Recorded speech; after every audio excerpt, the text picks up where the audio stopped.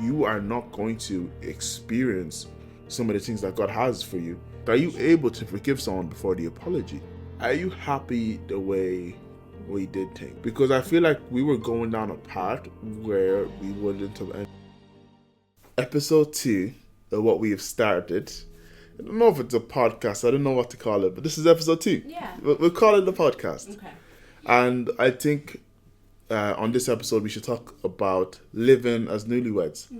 Because in this season of us going from, single, and when I say single, I mean unmarried. Yeah. So let's just say unmarried to married, there's been so much that has changed that even we could not even anticipate or even know about because we were never told. Yeah.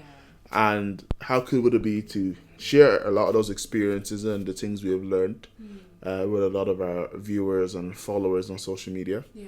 The one thing I would like to say before we even jump into any of this is, by no means do we think we have been married for 20 years or think we have all the relationship answers. We're going to share our own experience and our own opinions. But we know where we are. We're newlyweds. Yeah. Literally it's in the title. So I don't want to see anyone in the comments being like, who do you guys think you are? You just got married. We're just going to share our opinion. Yeah. So one thing I've been thinking about, and I want to see if we are like aligned in our same thinking, is do you think people have started to view us differently now that we're married in comparison to when we were engaged or even, just dating? Do you know, I actually do think so. Yeah? I think so, but like not in a bad way at all. I feel like people are, I can't even put my finger, it's like they're more like, okay, you're one. They really do see you as one, and people are like, oh, I understand if you can't meet up because you're a wife now. Or like, I feel like people are very much like, I don't know, like really, not that they weren't before, but just that extra bit mindful and respectful as your time together, and very understanding, like, oh, okay, like you have a family.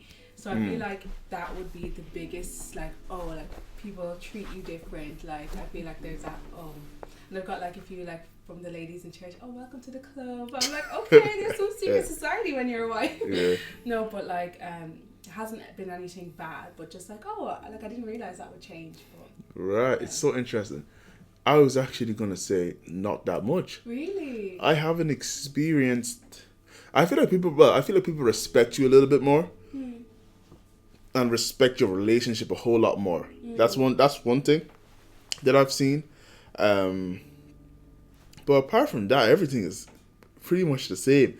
Like, it's so funny that people are saying welcome to the club. Yeah. Every conversation that I have with men, I'm like, I'm glad to join the club. So no one's welcoming me to anything.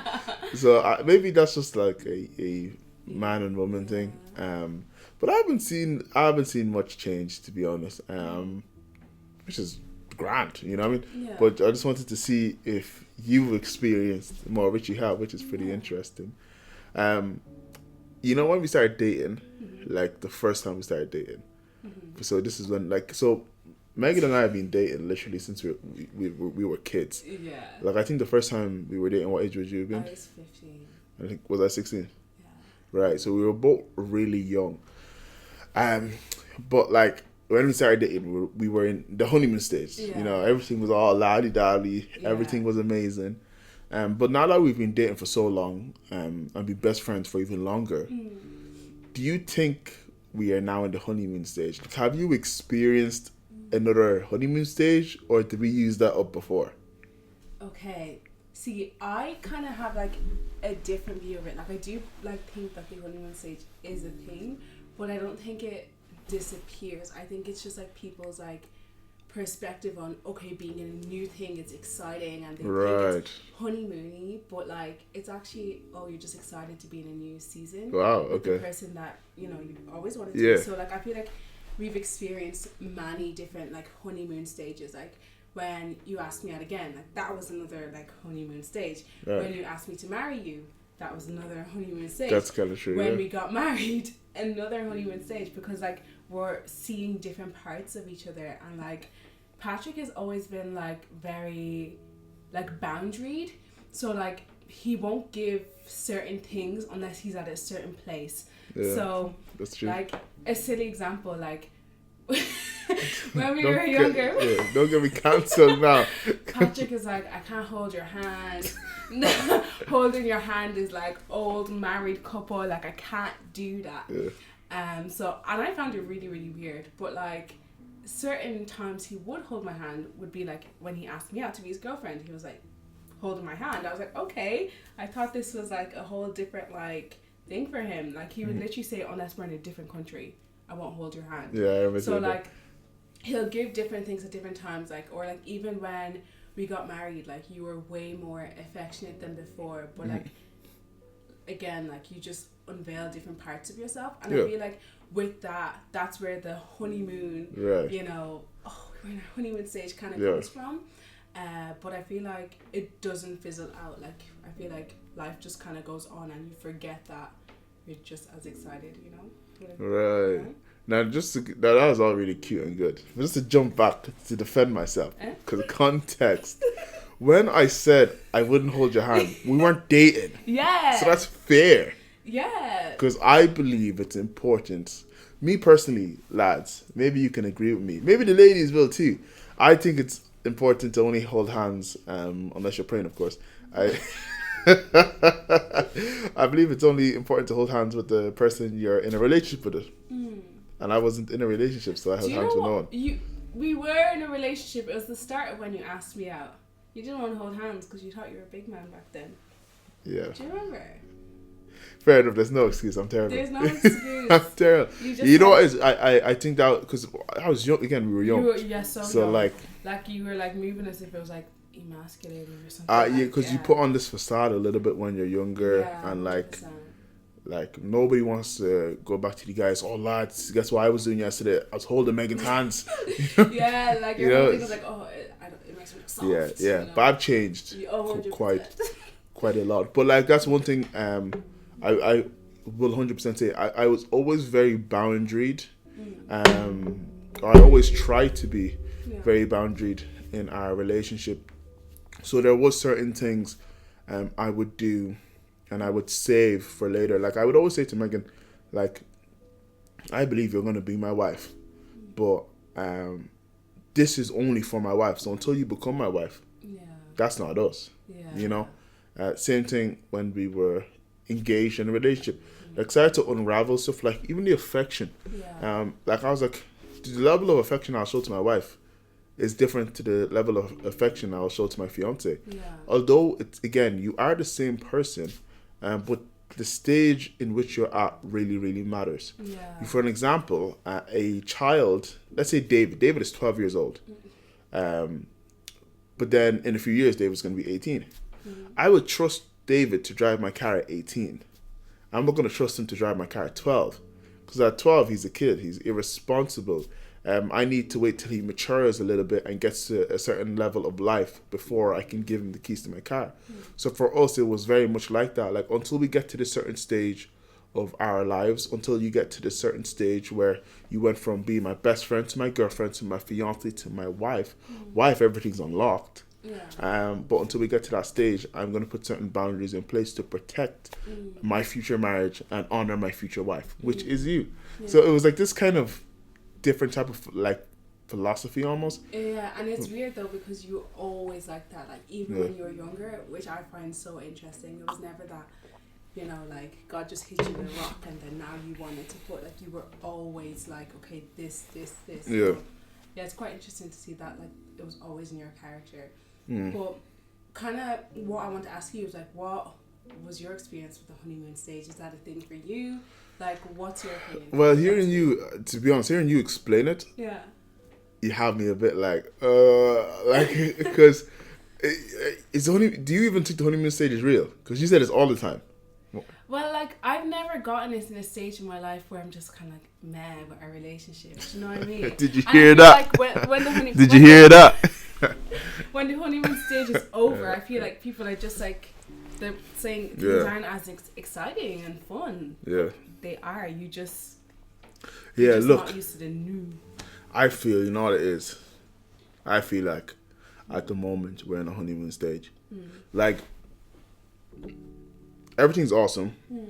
Granted, we don't have the same amount of stress that we did. You know, in the engagement season, there's so much to stress about. Yeah. Especially in the way we got engaged, which was very stressful. But I think we're in a honeymoon stage in the sense where like, and I think you can enter a honeymoon stage at any time. I think so. You know what I mean? Like, it's really just another word to say things are exciting and passionate, you know? Yeah. Like, they're the two words, exciting and passionate. That's what exemplifies the honeymoon stage. And I think that's where we are at right now. Because we're living in our dreams. Yeah. We're saying again, because those were our vows. We're living in our dreams, you know? So, look at you cheesing. Stop! So, yeah, I would say we're in the honeymoon stage, but I really, really kind of get where you're coming from, and I agree with where you're coming from. Yeah. And things are passionate and exciting, so therefore we are in the honeymoon stage, I think. So look, anyways, how we got here, right? So I remember chatting to your parents, asking your dad for the blessing. Okay. This is, over a year and a half ago at this point. That was so cool. We'll definitely actually have to dedicate an episode just on that. Yeah. Because I think that is a testimony in itself. Because it's like a full circle moment. Such a full circle like moment. If you get into the details of it, you'd kind of be like, ah. Yeah. Drop it in the comments if you want to see an episode of me telling you guys firsthand asking my father-in-law's blessing for Meg Knight to be married. If you want to see that episode or that conversation, please drop it in the comments because we would love to share it if the people want to hear it. But, we were engaged young. Like, you got engaged at 19. Yeah. I was 20. Yeah. I'm now 22. You're 21. How do your parents feel about you being married so young? Honestly, I think my parents are really happy. Yeah. If I'm being honest, like my parents met each other young, married young, had their kids young. Like my parents are really young, so they're all for like young marriages and finding your person young and having kids young. Like so, they're very for it. To be honest, like I think the hardest thing, my mom, even just chatting to my mom, she's like, oh, I didn't realize like when your child is leaving the nest, like that's something that's actually kind of like oof. So I think like that would be the only kind of like, oh wow, like there's change everywhere and you don't really realize it. You're just so happy that, oh, this is happening, that you're getting married. So yeah, like from both my parents, they'd be very happy for us. They'd be very happy for me. Yeah. Very for marriage. So. Yeah. So interesting because my parents are super excited and super for us. At the start, they were always for us, and they always loved you. They of course kind of liked me, even though they were my parents. But they weren't for us getting married young. I think they had a different plan for my life, which wasn't my plan, so things didn't align. But now they're super, super for us again. I couldn't be happier. I think, like you said, there is a mourning for them in the change where we have now left our families and we're forming a new one. Like, of course, we're still a part of our families, but at the same, like, our families are not our number one priority. This is our number one priority. Yeah. So things have changed to such a high level because in the space of a moment, your parents gave you to me and I left my parents. Yeah. That's what the Bible says, right? Yeah. A male should leave his parents and we should join together to form a new unity, right? So we have left our families and that's hard, that's tough. I can't express how difficult that would be because, and for any mothers who are listening, any fathers too, you go from, being pregnant for 9 months, you're raising this child, you've literally been with this child almost every single day for, in your case, 21 years, my case, 22 years. And now you don't see them nowhere near as often. Yeah. And it's a complete different change. Yeah. And even for us, it was a big, massive change. Yeah. And that's one of the things we didn't know about. We both moved out roughly around the same time. I moved out a month before Megan to kind of get our home a little bit more kind of prepared. And just to get it prepared. But there is a mourning in moving out. Yeah. I think it's not talked about as well. No. Like no one flagged this to me. Yeah. I feel like it was like if I was to tell somebody, I'd be like, okay, like this is going to be a huge moment, and it's going to take time to kind of like process it, like, because I didn't even realize what I was feeling at like certain times. Like Patrick moved in a month before me, like you said, but when he moved in, like he's more like self-aware than I am, so in the moment he actually realized, like this is happening, and he was deeping all this, but I'm sitting here, I'm like, wow, we're in the new home, you've moved in, like this is amazing. Like I didn't understand because I hadn't gone through that season, but it only hit me after the honeymoon. After, it was the first time I seen my dad after we got married, and I was just giving him a hug saying, oh, I missed you, and I just started crying like a big baby. Like I just couldn't stop crying, and I didn't realize that it was like, oh, like I don't get don't make me I'm not gonna cry again. No, you're good. No, but like you don't get to go back to your family house ever again. No, we you don't. know, and I'm really close to my dad as well, so like it was like, I don't know, this is different. Like, it is very different. Yeah. And like with change, there is joy for the new things that are approaching, but there's also mourning for the old things that you're leaving. And that was so true, especially for us being married now. Like it wasn't just that, you know, we're leaving our family house for a season. It wasn't just that we missed them, but it was actually like, wow, our family's dynamics have changed forever. Like I'm not going to be able to go home for Christmas and just be with my family, the 7 of us, including my dog. That doesn't happen anymore, because now we are our own family. The dynamic is different. Of course, you come into that, you know what I mean, and I come into yours, but the dynamic is different. Like I'm not sleeping in my own bedroom across from my brothers and my sisters and my parents. Like, it's just completely different.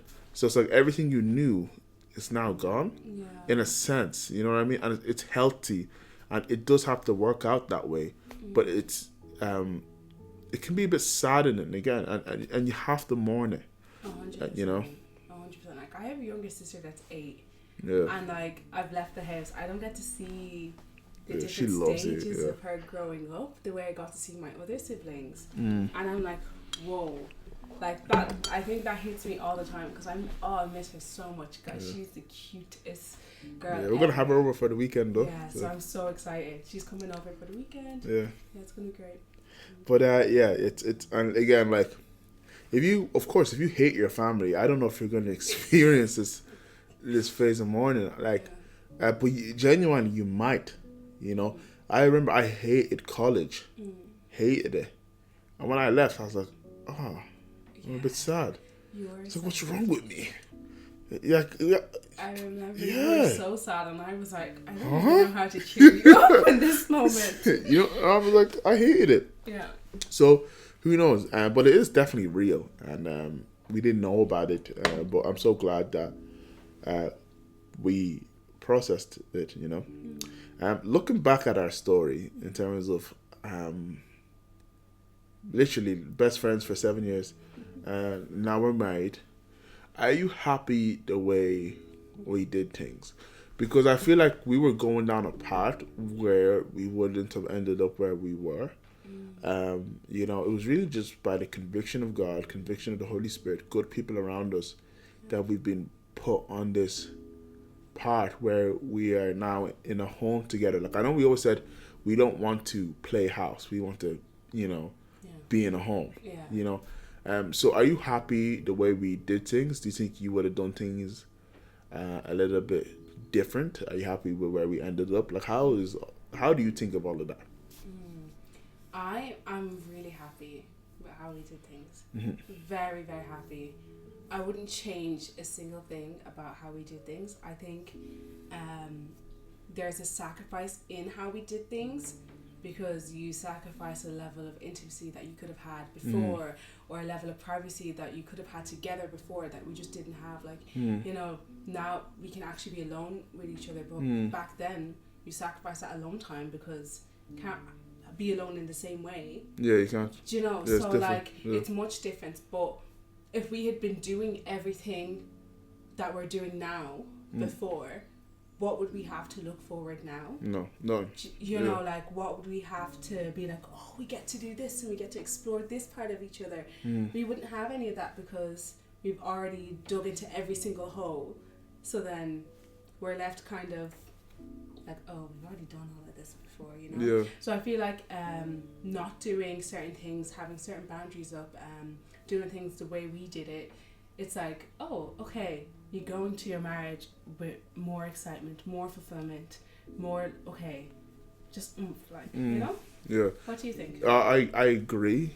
I'm going to go from the spiritual side of this, since I'm obviously holier than you. But,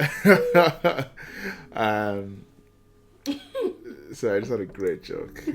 And can't say it here. Why? Cancelled. I challenge you. To get cancelled? No, thank you. No, thank you. Episode 2, cancelled.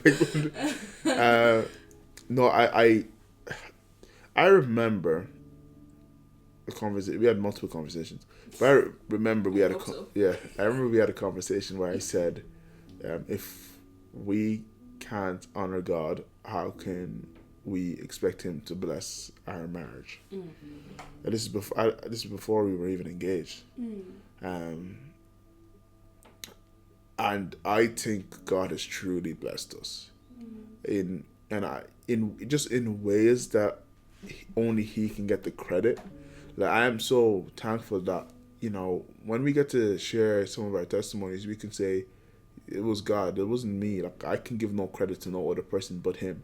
I believe that God has blessed us. And again, I don't want people to get the wrong image that when you think blessed, you think of prosperity. And no, He's anointed us. His favor is upon us.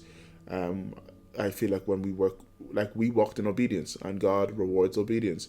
At the same time, there is punishment and there's negative rewards for disobedience. It very much is. But I believe us being obedient to Him, He's actually blessed us. And I'm so grateful and thankful for that, you know. And now we have a home. I feel like certain stuff that would have came hard came easy. You know, like, God has really blessed us significantly, even in where we're living at the moment. Like, He's just been Jehovah Jireh, you know. He's really been a provider for us. You know, He's been a healer for us. So yeah, I'm so thankful that we did things where we did that. I'm so thankful that we didn't play house. You know, because you could play house and it can be fun. You know what I mean? Like, have you ever seen those kids that play mommy and daddy and play out? Like, did you ever do that when you were a kid? It's fun. You know, like, it's really fun. You get to play house with no responsibility. Like, it's super fun.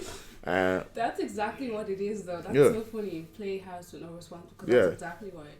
And it's fun, but it's not the way God intended it. And I don't think it's beneficial. I think you can do it, but at the same time, you are not going to experience some of the things that God has for you because you're not doing what He has for you. Like, for example, if you were driving the car and I said, Megan, go right, because I have this beautiful scenic route for you to drive on. As you reach your destination, you will see beautiful things. You'll experience amazing things. I just need you to take a right. If you took a left, you're going to go down a road that within 4 seconds, it's going to puncture all 4 tires. Your car is going to break down. You're going to be stranded. The sun don't even shine there. You know, which road would you go down? And many people, unfortunately, pick left. You know, because the signs look a lot more appealing. Oh, you'll get here an hour quicker. But no, if you just went the way God told you to, you would have experienced stuff. And it just would have been so much better, you know. So yeah, I'm super happy, super happy about the way we did things. Because look, we were married. Yeah, 100%. And you know, when you introduce certain things into a relationship too early, you can open doors to different tensions and different things that you were never ever supposed to be exposed to. 100%. So, yeah. 100%. What's been one of your favorite things about being married? No, what is your favorite thing about being married? One. Ooh. Just one.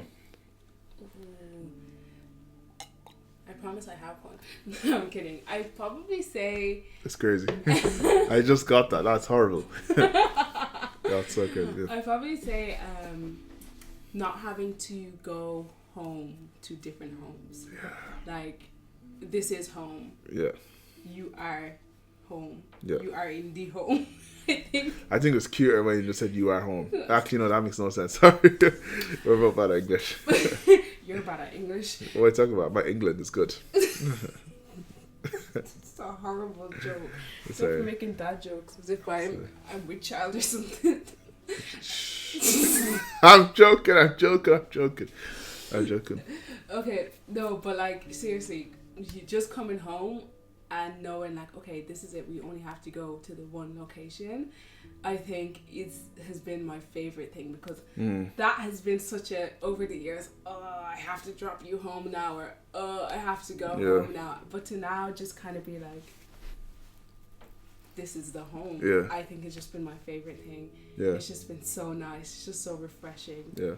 I agree as well. Oh my goodness, it's amazing. Even talking to other married couples, that's still one of the biggest things for them, like not actually having to go to a different place that you call home. And for us, it got really bad. Like for you, like I remember it was affecting your mental health, which was like, I know we can laugh about that now, but that was serious, you know. Sorry. It's your matter. I can laugh about it as long as you don't get offended. I'm grand. But you know, like that just made things a lot easier. Like I remember we were playing a game the other night, and we were like, "Oh, it's getting late." Like it was 10 p.m. Because you know, for Megan, that's late. That's so late. So it was getting late, and I was like, "Oh, we're gonna have to finish up soon because we're gonna have to drop."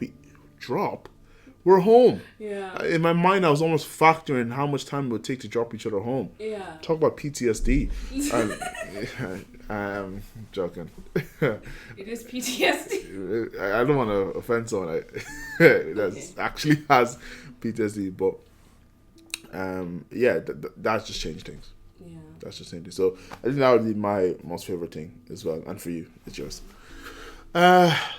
Obviously, the start of my marriage is very important. It's so funny. I remember whenever I tell this story, people think we have serious problems in our relationship. Oh, so are you gonna tell it? Yes. Okay. Remember when I was in Tenerife? When we were in Tenerife, sorry. Yeah, I was thinking, when did you go to Tenerife? Yeah, when we were in Tenerife, and I was looking up statistics on divorce. Okay, continue. That's when people tap out. The only reason I was looking at statistics on divorce on my honeymoon because you're crazy? is because I find it fascinating. No, but honestly, look, let me tell you this. If I know what not to do in our marriage, that gives me a 50% chance of success. Nah, but like I all jokes aside, I obviously want to know what leads people to divorce, because it's, especially in the US, it's so rampant. Like it's like I think it's close, if not at 50% of couples ending divorce, of marriages ending divorce, which is crazy. So obviously I want to look at the statistics and the causes that lead to this. Because I find those things super important. But that, generated a conversation of us having particular standards and values in our relationship. And the question that leads me to is, for you, do you think you've had to put your foot down on certain things to protect our standard of our marriage, or protect certain values within our marriage? I feel like you've put your foot down more than I have, if I'm being honest. But I feel like, the biggest thing that I feel like I've had to step up in more so is kind of being more transparent. Yeah. Like speaking before you ask, Can we tell them what we define as transparency? So transparency would basically, can I give an example, because I'm not good with definitions on this spot. Sure. But for example, let's say Patrick has done something to annoy me, and I'm sitting there like squeezing my face or whatever. Before Patrick has to ask me and notice, is there something wrong? I talk first. I be transparent and I say, hey, you know what? I'm actually really annoyed in this moment, and Yeah. So transparency is honesty before the ask. So See, you're more like lyrical with your words than I am. lyrical, that's gas. But yeah, so transparency is honesty before the ask. So before I have to ask or Megan has to ask, I'm going to be honest. So for an example, if I am annoyed at Megan, I'm going to tell her I'm annoyed and she's not going to have to ask me 10 times. Or if I come home from work and I'm actually irritated about something that happened 2 days ago, I'm going to sit down, I'm going to have that conversation with her before she has to ask. It's like this cup. This cup is clear. Megan gave this to me. I didn't have to ask what's in it. I know it's water. Now, if... How do you? Sorry. if this cup was a beaker and I couldn't see what was inside, it's not transparent. So I need to ask what's in it. So we want everything we do to be clear as a crystal cup. We don't want to have to continually ask. It's just one of our values. Yeah. I just wanted to explain that real quick. Go ahead with what you were saying though. Yeah, but kind of like just being better, being transparent, being better at communicating first, because when you don't do that, like that's where kind of tensions rise. That's where like the little things start to fester. And yeah, we don't want those little things to fester. Like one thing that Patrick's mom has always kind of said is like, don't go to bed angry, or like she'd say like, don't not stay in the same room because you're annoyed at each other. And like one of the nights, like I can't even remember who was annoyed at who, but like, were you annoyed at me? Yeah, I feel like you're annoyed half the time. I'm just a happy girl. So Patrick is annoyed at me, but in that moment, I was gonna let him go to bed, annoyed, because I was like, I feel like I've tried, like I don't know how to kind of shake it. So after like a few like moments of just silence, and we're just kind of laying in our corners, he just starts talking. And we stayed up well longer than we wanted to, and we were already tired. But like, because, you know, it's a value to, you know, talk to each other, be transparent, not go to bed angry, irritated with one another. Like, I feel like that was like a moment where you kind of put your foot down in it. No, you put your foot down, because what actually happened in the story, I maybe you forgot, or you just don't want to sound like What are you gonna say, tyrant? a tyrant. But what you actually said is, just to let you know, Patrick, I've tried to talk to you and you're not talking to me. So just to let you know, you're not being forgiven, number one. Number two, you're not communicating at all. And number three, you're not being transparent. Have a good night. Oh. He said that, and it was there. I said, yeah, I need to talk. Because one... Oh, yeah, I did talk before you talked. Yeah, you did. And I said, you're right. I said, she's going to kill me in the morning if I don't talk. So the best way of survival is to talk. And we had a lovely conversation then. Yeah. But that's... Yeah, I feel like you put your foot down. And again, I think me too as well. I think with our values, I once heard one of my friends that I work with explain values as they are like... The way he explained it was, you know the way you have your electron that goes around the protons and neutrons, right? It could be so wrong, but I hope I'm correct. But the electrons orbit, or even think about planets. Planets orbit around the sun. Yeah. Okay? So values are the things that you try and orbit around. So you want to stay as close to your values as possible. You may not be the walking embodiment of your value, but you want to orbit around your value. Yeah. And I think that's one thing we have been very adamant to do. Like, hey, communication is one of our values. We need to really communicate. Transparency, really communicate. Forgiveness, which is the hardest one. Yeah. We need to be forgiven all the time, you know. And forgiveness, a lot of times, comes before the apology. Like, are you able to forgive someone before the apology? Like, before I hear the words, Patrick, I am sorry, am I able to show forgiveness in that moment, or do I need the apology? You know, because the apology, it's nothing. Yeah. You know, like for me, true forgiveness, because most of the time you're not going to receive an apology. So even for me, I know I need to forgive you before we even come into that conversation. Before I even receive the apology, I should have already forgiven you. And if I can't, then, hey, I'm going to communicate and we're going to walk that out, because sometimes it's just hard to forgive. But it's super honest. So I think we both put our foot down. I feel like you're better at identifying stuff like that, because when you say put your foot down, you just sound so like, and I feel like I'm more of a chill person, so I didn't even realize like me speaking first was put my foot down. Right. Right. Okay. You mentioned like, you didn't say you're with child, but you mentioned children. Sorry. Remember? Yeah. Sorry. Do you feel any pressure from outside or external sources like parents, friends, family to have children, or are you like, nah? I don't know if I can call it pressure, but like a lot of conversation has happened about, oh, why aren't you gonna have kids, or what do you want kids, like, or have kids now? Like, one could call it pressure, but for me, I'm just kind of like, I feel like it's just people expressing their wants. Right. You know what I mean? Like, for example, my mom wants a grandbaby, so she's expressing that. Or let's say your mom wants a grandbaby, so she's expressing that. So like, it's not necessarily. You don't feel it as pressure. I don't feel it as pressure. Even though it is. But you don't feel it as pressure. No, because if I was feeling it as pressure, then I'd kind of be like, oh my goodness, like, what am I gonna do? Are we gonna have a baby? You know, like, I'd be like acting upon it. You know, that type of way. Yeah. But like, we've had our own conversations around that. So yeah. You know.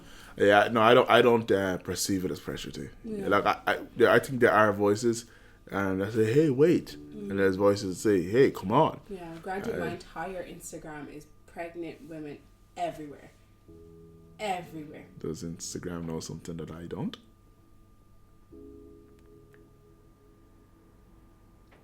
Well, that's it for this. Yes, I don't feel the pressure like that either. Let me ask you one more question. Okay. And then we'll go get a coffee. Because I definitely need one. Chores in the house. So my brother asked me the other day, who does the chores in the house, Patrick? Be very honest.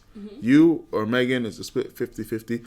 Now, to give context, in my house, I never seen my dad with a brush.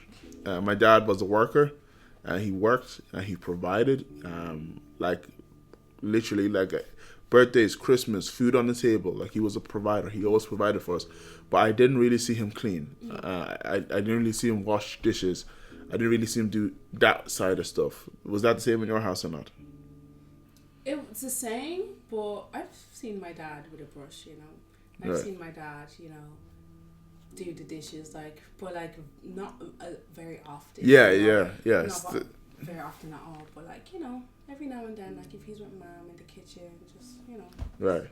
So that's just a bit of context. How would you describe chores in our house? Like, would you say you do most of it, or I do most of it, or it's 50-50? Be super honest as well.